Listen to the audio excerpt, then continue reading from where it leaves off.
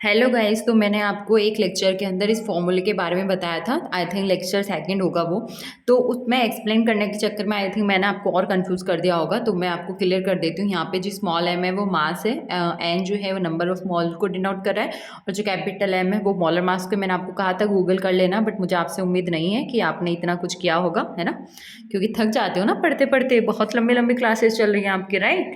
30-30 minutes की, आप 30 minutes में भी आप ढेरों चाहते हो। आपका मजाक नहीं उड़ाया जा रहा, आपको सिर्फ ये रियलाइज़ करवाया जा रहा है कि पढ़ लो, ये आप ही के लिए, ठीक है। तो आपका डाउट अगर आप उस वीडियो में अगर आप कंफ्यूज हो भी चुके होंगे तो आपका यहाँ पे क्लियर हो गया है। अब अपन आगे चलते हैं जहाँ अपन ने लास्ट लेक्चर ख़त्म किया था। तो मैंने सेकंड लेक्चर में आपको यहाँ तक पढ़ा दिया था। आज अपन लोगों का टॉपिक स्टार्ट कर रहे हैं, आदर्श एवं वास्तविक गैसें। तो देखो, आदर्श गैसों जैसा कुछ भी नहीं होता। जैसे आप लोगों को बोलते हैं ना, राजा हरिश्चंद्र बहुत सत्यवादी थे, सत्य बोलते थे, है ना। महात्मा गांधी जी बहुत अहिंसावादी थे। तो हमारे लिए आदर्श है, बट वो आज वास्तव में नहीं है, राइट। तो आदर्श मतलब एक आइडियल हो गया कि यार वो मेरे आइडियल है, बट एक वो चीज़ होती है ना कि वास्तविक से कोई लेना देना नहीं है। आज के टाइम पे कोई तरह अहिंसावादी नहीं है। थोड़ी सी भी बात होती है तो क्या करते हो, लड़ने झगड़ने के लिए तैयार हो जाते हो ना, चाहे आइडियल आपके महात्मा गांधी हो या कोई और हो। बट गुस्सा आता है तो हाथापाई पे उतर आते हो। उसी तरह से जैसे राजा हरिश्चंद्र कभी मतलब झूठ नहीं बोलते थे, और आज के टाइम पे क्या हो रहा है, हर कोई झूठ बोल रहा है। तो आइडियल सिर्फ आइडियल मतलब एक थ्योरी बोल सकते, बुक के हिसाब से ही रह गया है। आदर्श मतलब वास्तविक में इसका कोई वास्तविक से लेना देना नहीं है। वही चीज़ यहाँ पे बोली गई है कि वे कैसे जो ताप व दाब की सभी अवस्थाओं के अंतर्गत गैस समीकरण का पालन करती है, वह आदर्श या पूर्ण गैस कहलाती है। क्या कंडीशन रखी गई है कि ताप व दाब की सभी अवस्थाओं पर किसका पालन करेगी, गैस समीकरण का पालन करेगी, तो वो आदर्श व पूर्ण गैस है। और अगर नहीं करती है तो फिर वो वास्तविक हो जाएगी। अब एक चीज़ ध्यान रखना, आदर्श अथवा पूर्ण गैस जो है, कोई भी गैस आदर्श नहीं होती है। ये मैंने आपको अभी बता दिया। इनका वास्तविक दुनिया से कोई लेना देना नहीं है, ये सिर्फ हवा में बात करती है, राइट। और ये परिकल्पना जो है वो केवल सैद्धांतिक है। सिद्धांतिक है मतलब वही, रियल लाइफ में तो कुछ ऐसा होता नहीं है। तो यहाँ पे मैंने आपको यही बताया है कि आदर्श एवं वास्तविक गैसें के बारे में कि आदर्श गैस क्या होती है। तो आदर्श गैस वो होती है जो ताप व दाब की सभी अवस्थाओं पर क्या करती है, गैस समीकरण का पालन करती है। और आदर्श गैस जो है वास्तव में एग्जिस्ट नहीं करती है ना। और ये परिकल्पना केवल सैद्धांतिक है। अब देखो, वे गैसें जो नियमों से विचलन दिखाती है, मतलब वो ये जो गैस समीकरण है इनका इनको अच्छे से फॉलो नहीं करती, मतलब इनका पूरी तरह से पालना नहीं करती, उनसे विचलन शो करती है, वो वास्तविक गैसें होती हैं।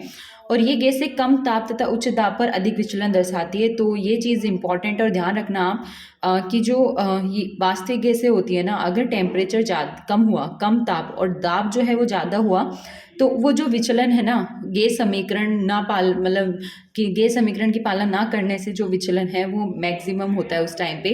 तो आपसे ये कंडीशन पूछी जा सकती है कि वास्तविक गैस से मैक्सिमम विचलन कब शो करेंगी, ठीक है, गैस समीकरण से, या आदर्श गैस की तरह बिहेव कब नहीं करेंगी। तो ध्यान रखना, जब टेम्परेचर तो कम होगा और दाब उच्च होगा, उस टाइम पे ये अधिक विचलन शो करती है, ठीक है। ये जो वास्तविक गैसें होती है ना, वो आदर्श व्यवहार से अणुगणितिक सिद्धांत के निम्न दो दोषों के कारण विचलन शो करती है। अब आपके मन में सवाल आया होगा कि मैम ने बोल तो दिया जो वास्तविक गैसें हैं वो विचलन शो करेंगी, बट किसकी वजह से शो करती हैं। तो दो इनमें त्रुटियां बोल लो यार, दो इनकी कमियां हैं, इस वजह से विचलन शो करती है। पहली बात तो ये कि अणुओं के द्वारा घेरा गया जो वास्तविक आयतन होता है वो गैस के कुल आयतन से बहुत कम होता है। मैंने आपको ये पहले भी बताया था कि गैस के कुल आयतनों की तुलना में जो अणु के द्वारा घेरा हुआ आयतन होता है वो नगण्य होता है, ठीक है। क्योंकि गैस ऐसे फैली, वो आपको एग्जाम्पल दिया था, याद आया कुछ, समुद्र और तालाब वाला। अब मैं वापस से एक्सप्लेन नहीं करूँगी, पता चलना चाहिए कि आपने लेक्चर 1 देखा है। अगर देखा है तो फिर आपको ये चीज़ समझ में आ जानी चाहिए लाइन पढ़ के ही, ठीक है। और सेकंड ये है कि गैसीय अणुओं के बीच में जो आकर्षण व प्रतिकर्षण होता है वो नगण्य होता है। क्यों होता है, क्योंकि आपको बताया था गैस के मॉलिक्यूल्स बहुत दूर दूर होते हैं, इनका एक दूसरे से कोई लेना देना नहीं होता है। तो ना तो ये एक दूसरे को इतनी जल्दी आकर्षण होगा, और ना ही ये एक दूसरे को प्रतिकर्षित करेंगे, मतलब ना तो रिपल्शन और ना अट्रैक्शन, ठीक है।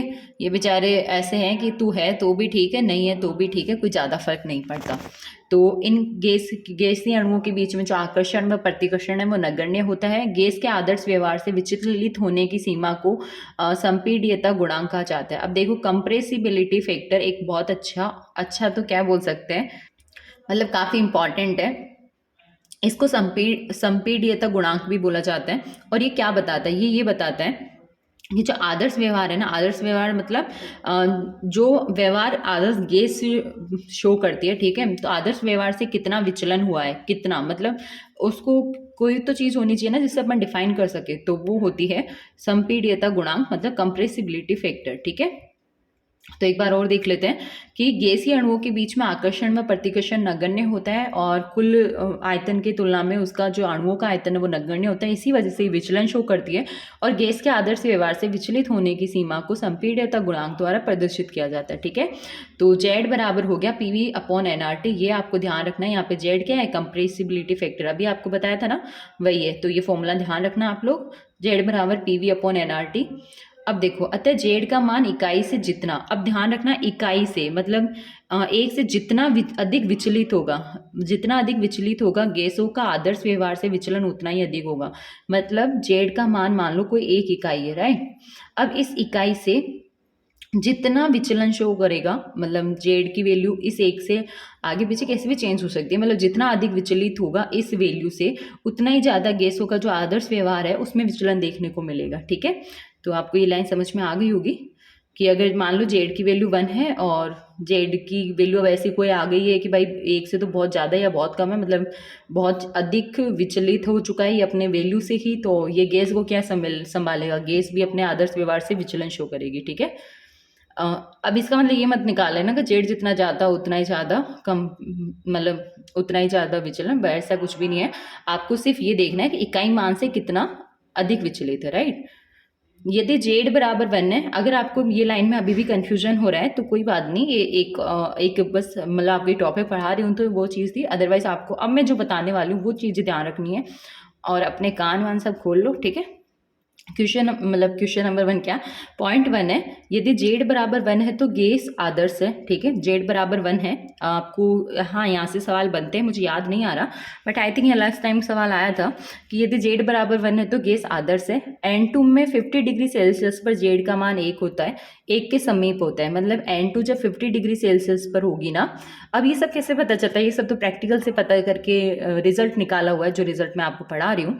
तो N2 जो 50 डिग्री सेल्सियस टेम्परेचर होगा तो 50 डिग्री सेल्सियस पर जेड का जो मान है वो 1 के समीप होता है, ठीक है। और वह ताप जिस पर कोई वास्तविक गैस आदर्श गैस की तरह व्यवहार करती है वो बॉयल तापमान कहलाता है। ये चीज़ ध्यान रखना, आपसे पूछा जा सकता है बॉयल टेम्परेचर क्या है और ऑप्शन में दे दे कि वह ताप जिस पर कोई वास्तविक गैस आदर्श गैस की तरह बिहेव करने लग जाती है, तो या वो ऑप्शन करेक्ट हो जाएगा, ठीक है। समझ में आ गया। तो N2 जो है वो कितने डिग्री पर, 50 डिग्री सेल्सियस पर उसका जेड की वैल्यू क्या है, 1 के समीप है, इस वजह से वो मतलब वो आदर्श गैस की तरह बिहेव करती है, ठीक है। देखो ये दो चीज़ें बहुत इंपॉर्टेंट है कि अगर आपको क्वेश्चन में दे दे कि जेड ज़्यादा है 1 से तो बताओ इसका संपीडित मतलब संपीडितता गुणांक, मतलब संपीडित कैसा होगा, संपीड मतलब कंप्रेसिबिलिटी, ठीक है। तो गैस कम संपीड्य है, इसका मतलब गैस जो है वो कंप्रेस नहीं हो सकती, कम कंप्रेस होगी, ठीक है। अभी यही वाला कॉन्सेप्ट अपन यूज में लेंगे द्रवीकरण में, जो अपना नेक्स्ट टॉपिक होने वाला है कि कौन सी गैस को आप द्रवित मतलब लिक्विड फॉर्म में कितना इजीली ला सकते हो, ठीक है। तो वहाँ पे मतलब कंप्रेसिबिलिटी फैक्टर का यूज आएगा। तो इतना सा ध्यान रख लो आप तो कि यदि जेड की वैल्यू 1 से ज़्यादा होगी तो गैस जो है वो कम संपीड्य होगी, और अगर जेड की वैल्यू 1 से कम होगी तो गैस जो है वो अधिक संपीड्य होगी, ठीक है। आपको वीडियो में घंटी सुनाई दे रही होगी ना। अब कोई ये मत बोलना कि मैम आइसक्रीम वाला है, पहले आइसक्रीम खाया तो नहीं, जब मैं आइसक्रीम छोड़ के आपको पढ़ा सकती हूँ तो आप बिना आइसक्रीम खाए भी पढ़ सकते हो, ठीक है। तो देखो अब बात ऐसी है कि आपको ये दो चीज़ें ध्यान रखनी है कि यदि जेड की वैल्यू 1 से ज़्यादा हो तो गैस जो है वो कम संपीड्य होगी, और अगर जेड की वैल्यू 1 से कम होती है तो वो अधिक संपीड्य होती है, ठीक है। आपको मैंने ये चीज़ें बता दी है। कंप्रेस क्या होता है, आप किसी भी चीज़ को अब जोर से दाब, मान लो आपके पास में कोई स्पंज जैसा है, ठीक है, स्पंज वाली बोल मान लो, आपने इसको हाथ में पकड़ के आपने इसको कंप्रेस कर दिया, इसको दबा दिया तो ये चपटी हो जाएगी। मान लो स्पंज वाली बोल देखी ना, स्माइली बोल, उसी का एग्जाम्पल लिया है, ठीक है। तो ये दो चीज़ ध्यान रखना आप तो, चाहे आपको कुछ ध्यान रहे या नहीं रहे, कि जेड बराबर 1 होता है तो वो आदर्श गैस की तरह बिहेव करती है, ये और N2 का ध्यान रख लेना 50 डिग्री सेल्सियस पर। और यदि जेड की वैल्यू 1 से ज़्यादा होती है तो इसका मतलब है गैस जो है वो कम संपीड्य होगी, बट अगर जेड की वैल्यू मतलब कंप्रेसिबिलिटी फैक्टर की वैल्यू अगर 1 से कम होती है तो वो अधिक संपीड्य होती है, ठीक है। अब हम वान डेर वाल समीकरण के बारे में, अब देखो बहुत बार क्या होता है एग्जाम में डायरेक्ट पूछ लेते हैं कि वान डेर वाल समीकरण कौन सी है, तो आपको पता होना चाहिए वान डेर वाल समीकरण का क्या मतलब क्या लफड़ा है, क्या होती है वान डेर वाल समीकरण। तो देखो वान डेर वाल ने अणुगतिक सिद्धांत के दोनों दोषों में सुधार करके, दो दोष मैंने आपको बताया था ना, एक तो वो कि कुल आयतन की तुलना में जो अणु होते हैं वो बहुत कम नगण्य मतलब थोड़ा सा आयतन घेरते हैं, तो वो आप मान सकते हो कि नगण्य आयतन ही हो गया, वही समुद्र और अपना तालाब वाला एग्जाम्पल। और दूसरा मैंने बताया था कि इनको एक दूसरे से कोई लेना देना नहीं होता है, इनके अणुओं के बीच में ना तो इतना आकर्षण ना ही इतना रिपल्शन, ठीक है। तो दोनों दोषों में सुधार करके वान डेर वाल ने क्या करा, वान डेर वाल जी बोल लेते हैं क्योंकि इन्होंने केमिस्ट्री में बहुत काम किया है, ठीक है। तो वान डेर वाल साहब ने क्या करा, इन्होंने दोनों दोषों में थोड़ा बहुत सुधार करा और इन्होंने एक समीकरण दे दी। और वो समीकरण क्या थे, ये समीकरण तो आपको नींदों में भी पता होने चाहिए, मतलब आप सो रहे हो और आपको घर वालों ने आके पूछ लेना बता वान डेर वाल समीकरण क्या होती है या क्या होता है, तो आपको नींदों में भी बोलना है P+N² A/V², V-N V बराबर NRT। ये बहुत इंपॉर्टेंट है, ठीक है, आपको ध्यान रखना है। और यहाँ पे ए और बी क्या है, स्थिरांक है। ए जो है वो अणुओं के मध्य आकर्षण को शो करता है और बी जो है वो अणुओं के बी भी एक स्थिरांक है जो गैस के अणुओं के प्रभावी आयतन को बताता है, ठीक है। तो यहाँ पे आपसे पूछा जा सकता है, हो सकता है वान डेर वाल समीकरण देके पूछ ले ए क्या शो कर रहा है और बी क्या शो कर रहा है, तो ध्यान रखना ए जो है वो तो आकर्षण को शो कर रहा है और बी जो है वो प्रभावी आयतन को। और बाकी ये फॉर्मूला तो आपको याद ही होना चाहिए, P+N² A/V², V-N V बराबर NRT, ठीक है। ए तथा बी के मात्रक, तो अब आपसे मात्रक अगर पूछ ले तो ध्यान रखना इजी है, कुछ ज़्यादा रटने वाली चीज़ है नहीं। तो ए बराबर वायुमंडलीय लीटर स्क्वायर मोल। ये देखो ये -2 और -1 लिखा होता है ना, इसका मतलब क्या होता है, देखो अगर मान लो यहाँ पे -1 लिखा होता है तो इसका मतलब था ये वायुमंडलीय लीटर स्क्वायर पर मोल ऐसे लिखना होता, ठीक है। बट यहाँ पे मोल -2 है, इसका मतलब पर मोल स्क्वायर हो गया ये। और जब आपको भी पता है बटे में कोई चीज़ होती है ये ऊपर जाती है तो क्या होता है, माइनस में कन्वर्ट हो जाएगी ना, ये माइनस में घात हो जाएगी। इसलिए अब आपको मैं थोड़ा एक बार और, क्योंकि बहुत सारे बच्चे सोचते हैं कि यार रटने पे चले जाते हैं, रटो मत, हर चीज़ जो समझने लायक है वो समझो। तो ये देखो यहाँ पे मोल ये 2 है, तो या तो इसको ऐसे लिख दो कि लीटर स्क्वायर पर मोल स्क्वायर, ठीक है। ये ऐसे भी करेक्ट है, कंफ्यूज मत होना, क्या पता आपको ऐसा मिल जाए और आप बोलो अरे आप तो -2 ढूंढने पे लगे रहो, राइट। तो ये ऐसे करेक्ट है। या फिर अगर ये पर वाला मतलब ये डंडा हटाएंगे ये लोग तो फिर क्या करेंगे, इसको -2 कर लिखना पड़ेगा क्योंकि इस नीचे वाले मोल को ऊपर भेजा है ना, इसी वजह से इसकी जो घात का मतलब माइनस प्लस है वो चेंज हो गया। आई होप आपको समझ आ गया होगा, क्योंकि कुछ कुछ को सीरियसली इन यूनिट्स में भी कन्फ्यूजन हो जाती है कि यार -2 है, ये है क्या है, समझ में ही नहीं आता। जैसे यहाँ पे मोल -1 है, इसका मतलब या तो आप इसको ऐसे लिख लो लीटर पर मोल, है ना, या फिर आप ऐसे लिख लो कि लीटर और मोल इनवर्स, समझ गए। तो दोनों ही बातें सही हैं एकदम। तो ए और बी के मात्रक पता होना चाहिए आपको, और ये तो पता ही चल गया ए क्या कर रहा है, आकर्षण बल को, और बी क्या कर रहा है, प्रभावी आयतन को शो कर रहा है। और आयतन को लीटर पर मोल में ही प्रदर्शित किया जाता है। और आपको पता है आकर्षण बल तो वायुमंडलीय दाब वगैरह सुना है ना, तो थोड़ा सा हिंट मिल जाएगा आपको, वायुमंडल लीटर स्क्वायर मोल स्क्वायर, ठीक है, पर मोल स्क्वायर। अब गैसों का द्रवीकरण वाला टॉपिक तक पहुंच चुके हैं, ज़्यादा दूर नहीं है। और एक और चीज़ आपके सिलेबस में क्या है ना कि गैस को लिक्विड को ऐसे अलग अलग दे रखा है, तो मैंने आपको ये एक साथ ही करवा दिया है गैस और लिक्विड वाला टॉपिक, जो इंपॉर्टेंट था वो मैंने आपको बता दिया है, ठीक है। तो गैसों के द्रवीकरण में क्या होता है ना कि कोई भी गैस ठंडी करके या अधिक दाब लगाकर अथवा दोनों प्रभावों द्वारा द्रवित की जा सकती है। तो मतलब या तो आप क्या करो गैस को ठंडी कर दो, तो आप ऑब्वियस है ठंडी कर सकते हो, या फिर उस पर बहुत सारा दाब लगा सकते हो, है ना, बहुत सारा प्रेशर लगाकर। जैसे आपने देखा होगा से आपके घर पे खाना बनाते हैं, गैस के साथ सिलेंडर तो होता ही है, उस सिलेंडर के अंदर गैस भरी गई है। अब देखो उतने से सिलेंडर के अंदर कम से कम 14-15 किलो गैस भरी गई है, तो कैसे भरी गई होगी, ऑब्वियस है कि प्रेशर के साथ में या फिर ठंडा करके इसको मतलब लिक्विड फॉर्म में हल्का सा द्रवित करके ही भर सकते हैं ना। वरना आप खुद सोचो इतनी सारी गैस जो महीने भर, या एक्चुअली बात क्या है ना कि मैंने बीच में वीडियो पॉज कर दी थी और मुझे याद नहीं रहा स्टार्ट करना, और मैं थोड़ा आगे तक चली गई थी। अब मुझे याद नहीं है कि मैंने लास्ट टाइम मतलब वीडियो कहाँ पे रुकी थी, तो अगर आपको ये मैंने पहले थोड़ा समझा दिया तो थोड़ा एडजस्ट कर लेना, वापस से समझाना पड़ रहा है, ठीक है। तो देखो गैसों के द्रवीकरण में मैंने ये बताया आपको कि कोई भी गैस को ठंडी करके या फिर उस पर अधिक से अधिक दाब लगा करके क्या होता है कि उसको द्रवित की जा सकती है। और मैंने एग्जाम्पल दिया था, जैसे आपके गैस घर में किचन है, किचन के अंदर सिलेंडर होता है, राइट। सिलेंडर के अंदर देखो आप इतने से सिलेंडर में 14 15 17 किलो जो गैस होती है वो भर सकते हैं। तो कैसे गई होगी इतनी गैस? ऑब्वियस है कंप्रेस करके इसको, इस पर बहुत सारा प्रेशर लगाया होगा, तब जाके ये द्रवित फॉर्म में या फिर लिक्विड फॉर्म में कन्वर्ट हुई होगी, राइट। तो इसने ये बोला है कि अगर आप चाहते हो कि जो गैस है वो लिक्विड फॉर्म में आ जाए, तो या तो आप गैस को ठंडा कर दो या फिर गैस पर बहुत सारा दाब लगा दो। तो दोनों प्रोसेस करने के बाद में आप गैसों को द्रव में कन्वर्ट कर सकते हो। और ये बहुत इंपॉर्टेंट चीज़ है कि यदि किसी गैस का ताप क्रांतिक ताप से कम कर दिया जाए तो वह द्रवित हो सकती है। हो सकता है आपको क्वेश्चन में देके पूछ ले कि अगर कोई गैस है उसका ताप उसके क्रांतिक ताप से कम हो गया तो क्या होगा, है ना। ऑप्शन बना दे, द्रवित हो सकती है, द्रवित नहीं होगी, कोई फर्क नहीं पड़ेगा, है ना। तो ध्यान रखना द्रवित हो जाती है। अब देखो उसके बाद में किसी तापमान पर जब किसी गैस को संपीड़ित करते हैं तो अंतराण्विक दूरी घटती है। सीधी सी बात आपको बताया था मैंने, जैसे ये गैस के मॉलिक्यूल्स जो है क्या है ना, बहुत दूर दूर है। जब आप इस पर बहुत सारा प्रेशर लगाओगे तो क्या होगा, ये पास पास आएंगे। और आपको पता है गैस के अणु ज़्यादा दूर होते हैं लिक्विड के, उसके बाद में पास पास होते हैं, और सबसे पास तो सॉलिड के होते हैं, राइट। तो इनके बीच में जो अंतराण्विक दूरी होती है, अंतराण्विक दूरी क्या होती है, दो अणुओं के बीच की दूरी होती है। तो ये अंतराण्विक दूरी क्या है, घटती है। और अंतराण्विक दूरी घटने की वजह से क्या होगा, अणुओं के बीच में जो आकर्षण बल है ना वो इफेक्टिवली वर्क करेगा। मतलब अगर अणु पास पास आ जाएंगे तो ऑब्वियस है उनके बीच में लगने वाला ये जो आकर्षण बल है ये मस्त वाला लगेगा।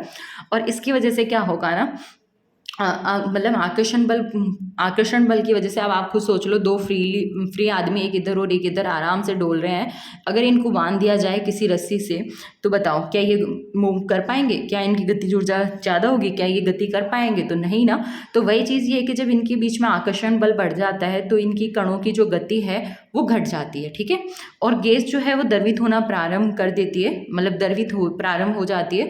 और द्रवीकरण की अवधि में दाब नियत रहता है। देखो जब तक द्रवित होना प्रारंभ नहीं करती है तब तक तो काफ़ी सारा प्रेशर लगाते हैं, बट एक बार द्रवित होना प्रारंभ हो गई उसके बाद में जब तक पूरा द्रवीकरण की अवधि समाप्त नहीं हो जाती, मतलब द्रवीकरण की प्रोसेस कंप्लीट नहीं हो जाती, तब तक दाब जो है नियत माने की कांस्टेंट रखा जाता है। मतलब उतना ही रखा जाएगा, ना तो उसे कम करेंगे ना ही उसे बढ़ाएंगे, ठीक है। तो समझ आ गया होगा।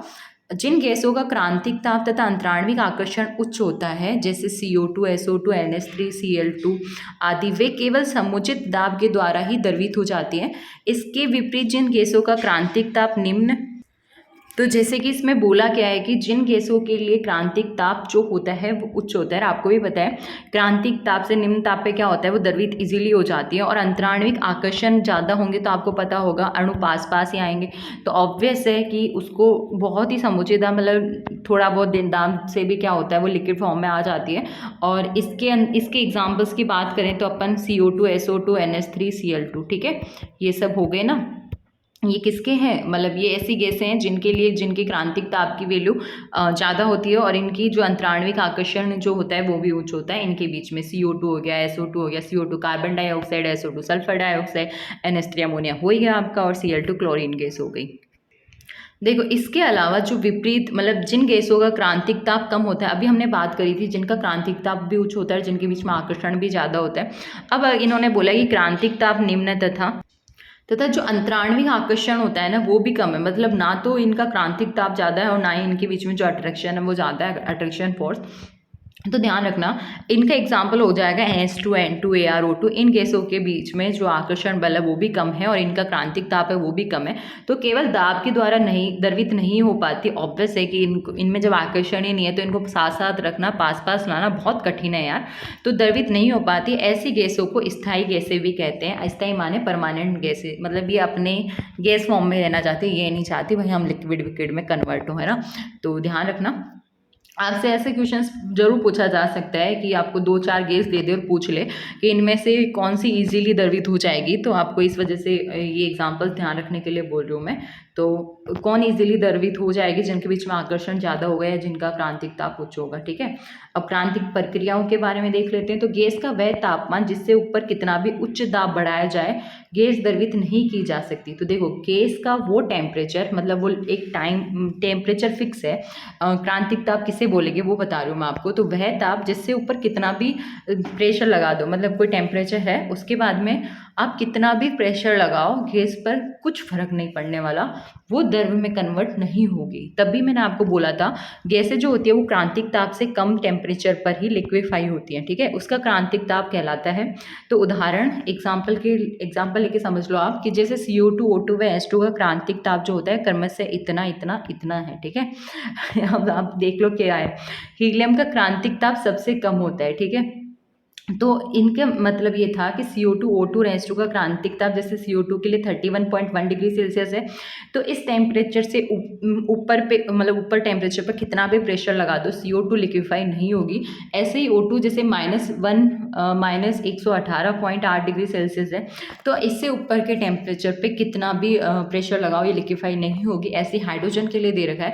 और ये चीज़ बहुत इंपॉर्टेंट है कि हीलियम का जो क्रांतिक ताप होता है वो सबसे कम होता है। हीलियम जो गैस होती है ना, हीलियम को आप He से डिनोट करते हो ना, तो हीलियम का जो क्रांतिक ताप होता है ध्यान रखना वो सबसे कम होता है, ठीक है। और अब आपको यहाँ पे मोस्ट इंपॉर्टेंट क्या है, बहुत बार क्या होता है ना कि आपसे क्रांतिक ताप निकलवा लेता है, तो उसका फॉर्मूला होता है 8A/27 RB। ये तो आपको याद होना ही होना चाहिए।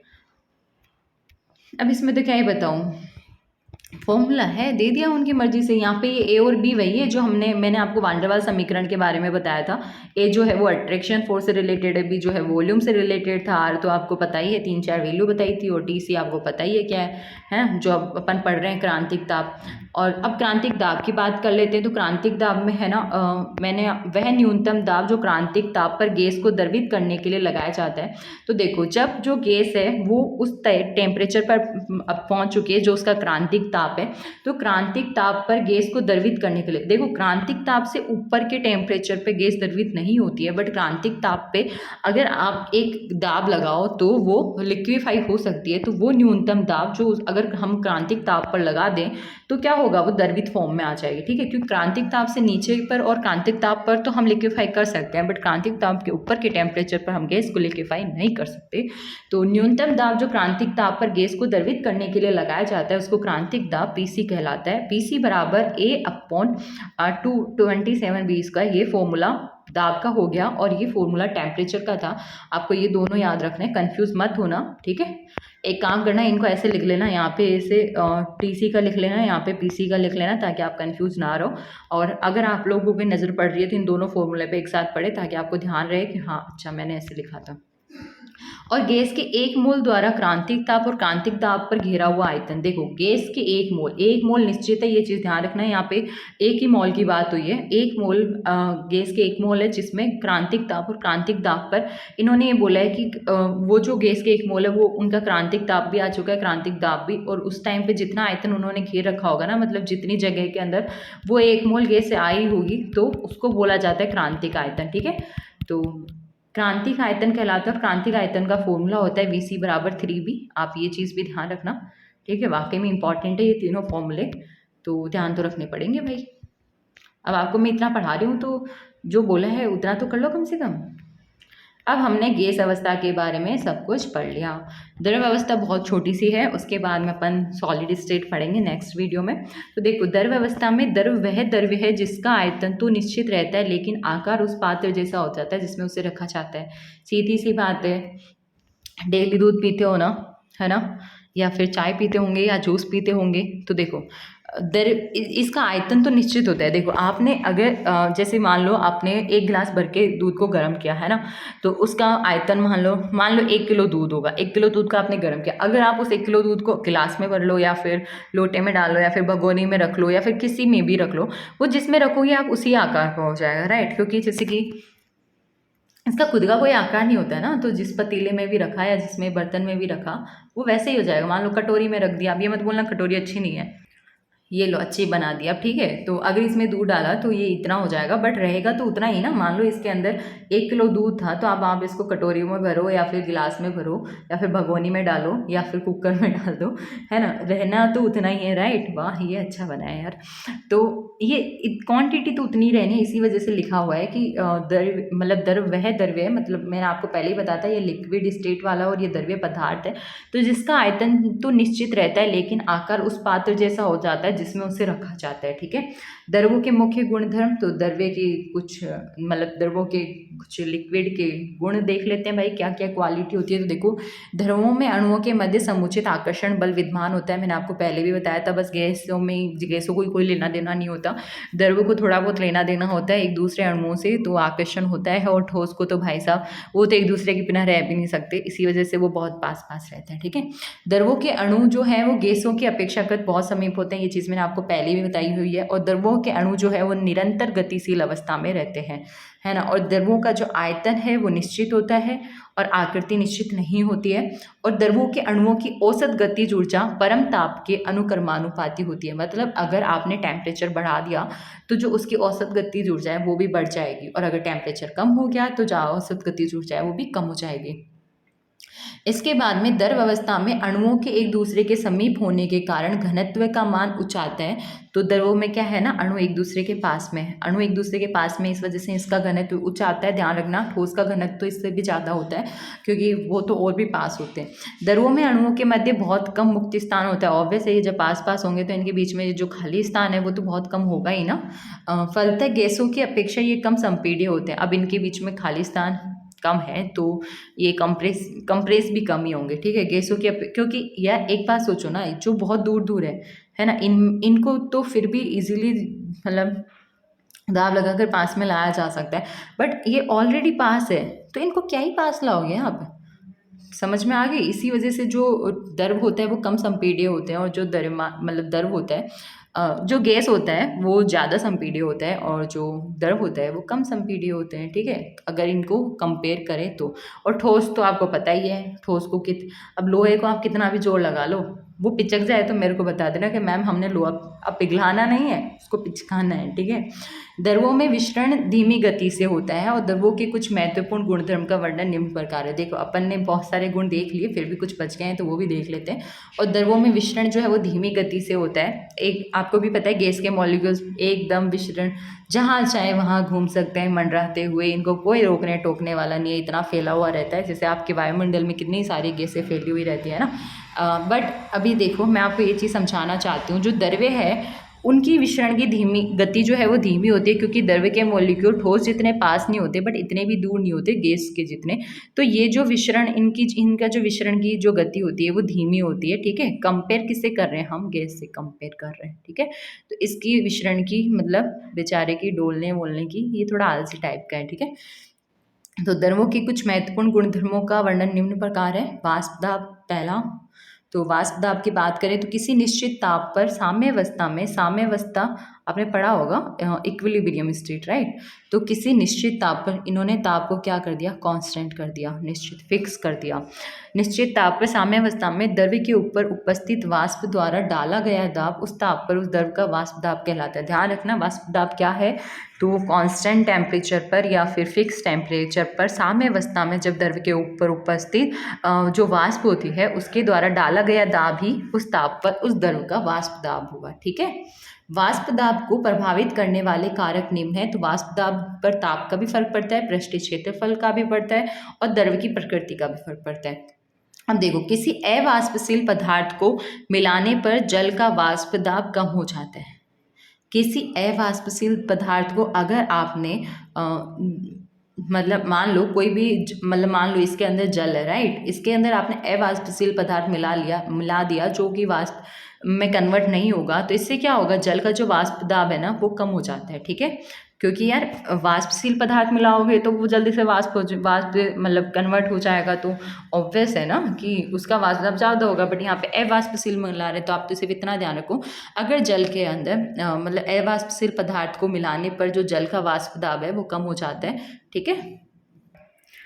तो अब आ चुके हैं हम सयांता पे, और सयांता मतलब विस्कोसिटी है, आई थिंक ये जैसे आपको आपके टीचर्स ने एग्जांपल दिया होगा, सालों से कांच के जंगले बने हुए। अभी विस्कोसिटी मीनिंग पे मत जाना, लो मैं इसे हटा ही देती हूँ, आपका ध्यान भंग कर रही है ना ये। तो सुनो अब मेरी बात, सयांता में आपको एग्जाम्पल दे के समझाया होगा, जैसे कि शहद है, शहद आराम आराम से सरक सरक के बहता है, राइट। ऐसे जैसे आपको ये एग्जाम्पल तो फेमस है, ये तो दिया ही होगा, जैसे कांच की बहुत सालों पुरानी हवेलियों में खिड़कियाँ बनी हुई हैं, आप देखोगे थोड़े टाइम के बाद में वो नीचे की तरफ, याद है, थोड़ा सा आपको बड़े कांच दिखेंगे और ऊपर की तरफ पतले। अब इतना दिमाग मत लगाओ, चलो विस्कोसिटी का मतलब सीधा सा बात है कि द्रव के प्रवाह की अवस्था में जब तरल की परतें एक दूसरे के ऊपर से गुजरती हैं तब उनके मध्य उत्पन्न घर्षण बल की माप को ही श्यानता कहते हैं। आप बाहर में जाने दो कांच को और बाहर में जाने दो हर चीज़ को, आप ये ध्यान रखो। जैसे शहद हो गया, ग्लिसरीन हो गया, क्योंकि ये चीज़ें आप ना अब कहाँ हवेली देखोगे और कहाँ आप कांच तक पहुँचोगे, ये सब चीज़ें क्या है आप रियल लाइफ में देखते हो, राइट। तो इसी वजह से मैं एग्जांपल दे रही हूँ, शहद का एग्जांपल हो गया। या फिर आप इनको गिरा मत देना, मम्मी से डांट और खाओगे। तो अगर वो थोड़ा सा कहीं पे गलती से भी गिर जाते हैं तो आपने देखा होगा वो आराम आराम से, जैसे एक आपने पानी पिलाया फटाक से नाली तक पहुंच गया, एक आपने शहद पिलाया, हाँ धीरे धीरे धीरे धीरे। तो इसी वजह से बोला गया है। अब तो ऑब्वियस है उसकी सयांता अधिक है, ठीक है, उसकी विस्कोसिटी अधिक है। किसके? शहद की। तो द्रव के प्रवाह की अवस्था में जब तरल की जो परतें हैं वो एक दूसरे के ऊपर से गुजरती है तब क्या होता है उनके मध्य उत्पन्न घर्षण बल का माप ही सयांता है, ठीक है। तो मैंने अंडरलाइन भी कर रखी है, अंडरलाइन वाली चीज़ें तो आपको ध्यान रखनी चाहिए, अगर मैं बोलना भूल जाऊँ ये इंपॉर्टेंट है तो भी। परतों के प्रवाह को बनाए रखने के लिए एक बल की आवश्यकता होती है और यह बल संपर्क युक्त परतों के क्षेत्रफल तथा वेग प्रवणता के समानुपाती होता है। तो देखो परतों का प्रवाह भी अगर हो रहा है, मतलब एक के साथ में दूसरी भी जा रही है, तो किसकी वजह से आ रही है, तो कोई ना कोई तो बल होना ही चाहिए। और बल जो है वो संपर्क युक्त परतों के क्षेत्रफल पे भी निर्भर करता है और वेग प्रवणता पर भी डिपेंड करता है, ठीक है। तो F समानुपाती ए क्या है वहाँ पे संपर्क का क्षेत्रफल है, तो F जो है, और F तो आपको पता ही है बल है, तो F समानुपाती du/dz, ये फॉर्मूला है किसका? वेग प्रवणता का। तो आपको एक चीज़ बोली गई है कि जो यहाँ पे बल एक लेयर और दूसरे लेयर के बीच में जो काम कर रहा है बल, क्योंकि बल के बिना तो कहाँ एक साथ जाएंगे सब, तो वो जो है वो एक के भी समानुपाती होता है और वो वेग प्रवणता के भी समानुपाती है। ए के समानुपाती है मतलब संपर्क के क्षेत्रफल के समानुपाती है, और अगर du/dz है मतलब वेग प्रवणता, तो ऑब्वियस है वो वेग प्रवणता के समानुपाती हुई। ये दोनों चीज़ें मैंने आपको पहले ही बता दी है। अर्थात दूरी के साथ वेग में परिवर्तन, अगर आप लोग दूरी के साथ में वेग में अगर परिवर्तन नोटिस करो तो फॉर्मूला ये आता है, ठीक है। मतलब आपको ये तो खैर दूरी के साथ में वेग में परिवर्तन कौन बताता है? वेग प्रवणता। अगर आपसे पूछे वेग प्रवणता क्या है तो ध्यान रखना, तो वेग प्रवणता क्या होता है ना, वेग प्रवणता होती है दूरी के साथ वेग में परिवर्तन, ठीक है। और F समानुपाती A.du/dz को साथ लिख सकते हैं ना, क्योंकि मैंने आपको अलग अलग बताया था, ये F इसके भी समानुपाती होता है और ये F इसके भी समानुपाती होता है, ठीक है। अब देखो, अब मैंने आपको ये चीज़ पहले ही बताई थी कि जब भी समानुपाती के ये या व्युत्क्रमानुपाती के चिन्ह हटते हैं तो एक नियतांक आता है, और यहाँ पर क्या आया है n, इसको क्या बोला है? सयांता गुणांक बोला है, ठीक है। n एक समानुपातिक स्थिरांक है जिसे सयांता गुणांक कहते हैं। CGS पद्धति में सयांता गुणांक की जो इकाई है वो पॉइज होती है, ध्यान रखना इसको। अब आपसे पूछा जा सकता है, ये वाकई में इंपॉर्टेंट है कि पॉइज किसकी इकाई है या किसको डिनोट करती है, तो ध्यान रखना सयांता गुणांक की होती है। या ऐसे भी पूछ सकते हैं कि सयांता गुणांक की इकाई क्या है, तो ध्यान रखना जो पॉइज है वो सयांता गुणांक की इकाई है, ठीक है। लग रहा होगा ना आवाज़ भी बैठने वाली है अब, इसीलिए तो आपकी क्लास में एक साथ रिकॉर्ड नहीं करती। अब आपको तो ये 3 दिन में मिलेगी, बट मेरे को सीरियसली टाइम इतना नहीं मिल पाता, इसी वजह से मैंने सोचा कि एक साथ 3 क्लास रिकॉर्ड हो जाए, ठीक है। अब आप बोलो मैम एक साथ डाल दिया करो, नहीं डाल सकते, डेली कुछ ना कुछ तो डालना पड़ता ही है ना चैनल पे, वरना लोग हमसे क्यों जुड़ेंगे आप बताओ। तो जिसे सयांता गुणांक कहते हैं, CGS पद्धति में सयांता गुणांक की इकाई जो होती है वो पॉइज होती है। पॉइज किसके नाम पे रखा गया है? तो महान वैज्ञानिक थे जीन लुइस पॉइजले, ठीक है। आपको वैज्ञानिक का नाम रटने की जरूरत नहीं है, सिर्फ इतना ध्यान रखना है सयांता गुणांक की CGS पद्धति में जो इकाई होती है वो पॉइज होती है, और एक पॉइज के वैल्यू ये है, ठीक है। बाय चांस किसी सवाल में आपको कन्वर्जन की ज़रूरत पड़ जाए, आपको पता है ना यूनिट कन्वर्ट करने की ज़रूरत पड़ जाती है, तो इसी वजह से 1 पॉइज बराबर 1 ग्राम सेंटीमीटर इनवर्स और सेकंड इनवर्स, ये तो मैंने आपको पहले भी बता दिया था ना -1 क्यों है। और 10 इनवर्स मतलब 10 की घात -1 है, तो ऑब्वियस है ये 1/, आप इसको 10 मतलब 10 की घात -1 होती है ना, तो आप इसको 1/10 भी लिख सकते हो, ठीक है। एक ही मतलब है, kilogram metre inverse second inverse, ठीक है। अब देखो, सयांता अधिक होने पर द्रव का जो प्रवाह है वो बहुत धीरे होता है। सयांता अधिक होने पर द्रव का प्रवाह बहुत धीरे होता है, और हाइड्रोजन बंध तथा वांडर वाल्स बल के कारण सयांता बढ़ जाती है, ठीक है। अगर श्यानता अधिक होती है तो क्या होगा, द्रव का प्रवाह बहुत धीरे होगा और हाइड्रोजन बंध तथा वांडरवाल बल के कारण श्यानता जो है वो बढ़ जाती है। ठीक है, श्यानता का बढ़ना मतलब वो और आराम आराम से जाएगा। ठीक है, तो श्यानता अधिक होने पर द्रव का प्रवाह बहुत धीरे होता है, हाइड्रोजन बंध तथा वांडरवाल बल के कारण श्यानता बढ़ जाती है।